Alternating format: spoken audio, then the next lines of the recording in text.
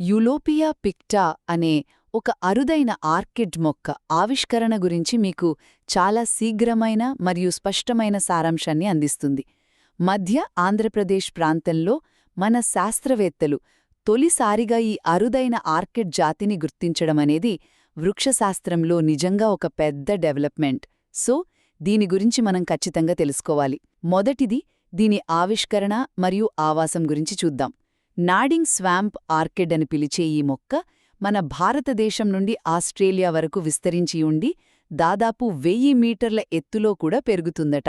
మీరాలోచించండి, తేమగా ఉండే గడ్డిభూముల నుండి మొదలుకొని సముద్ర తీరపు ఇసుక నేలల వరకు ఎక్కడైనా ఇది చాలా సునాయాసంగా బతికేస్తుంది.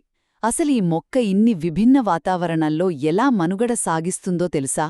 నేల లోపల ఉండే దీని గోళాకారపు దుంపలే దీనికి ప్రధాన కారణం.